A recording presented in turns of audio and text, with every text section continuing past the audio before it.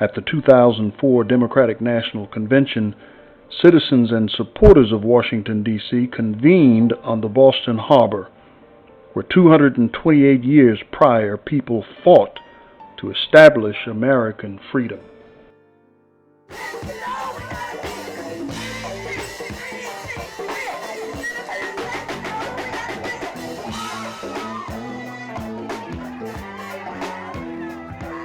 What we are doing today, my friends, this act that we are doing today is no stunt. Our country can forgive us if they may, if we dump a little tea into the harbor today.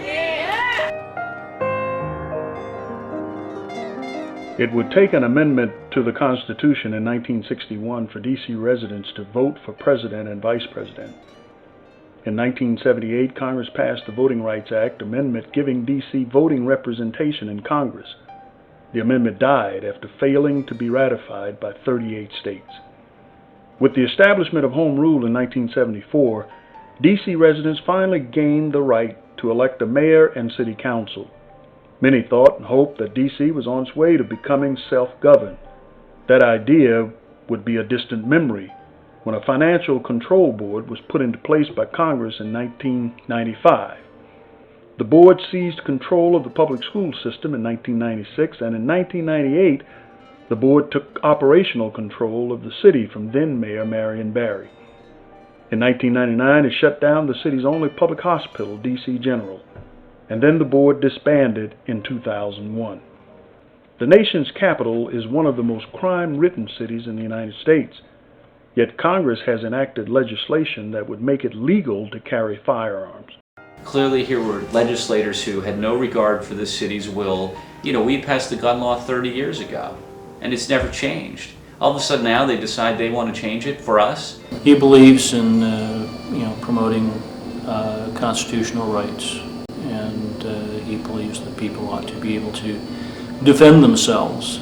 Even tonight, we would approach Capitol Hill, how our car would be briefly paused and looked into, and yet you want to give people more access to more guns.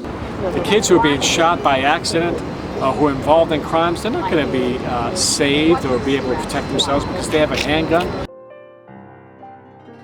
In 2004, ignoring pleas from city officials, Representative Rodney Frelinghuysen, chairman of the Appropriations Subcommittee on D.C., refused to remove a rider that blocks the use of local tax dollars to lobby for congressional voting representation.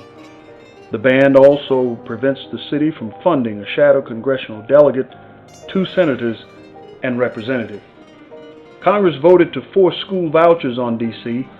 Senator Feinstein of California endorsed Congress's imposition of school vouchers while saying she would never agree to vouchers in her home state. Can you believe that the D.C. City Council unanimously passed a bill called contraceptive equity, and it was overturned by men, yes, they were all men, except from out of town? This is outrageous, this is immoral, this is unfair. There have been several bills introduced in Congress concerning voting rights and representation for D.C. There's 2 bills. There's one that is where we would get 1 vote in the House, but then Utah, a very conservative place, would get another vote. His idea of what we need is a lot less than everybody else's rights in our country, which is we get 1 vote in the House, no senators, no governor, no legislature, no autonomy, like every other state. Yeah, the congressman introduced the District of Columbia Voting Rights Restoration Act to restore the same voting rights that residents of the District of Columbia had prior to their being carved out of Maryland. You can't just put us in another state and force another state to accept us. So I don't really think that's a viable option. There's absolutely no reason why we couldn't merge with any other state. And for my money, I'd like to go with Alaska because we get the oil royalties. In 1993, when we did get a vote on statehood, when we had momentum, when we had a lot of people who were very involved, and the people on the Hill were somewhat supportive, immediately this group of people that didn't want us to get statehood came up with this idea that we would join Maryland.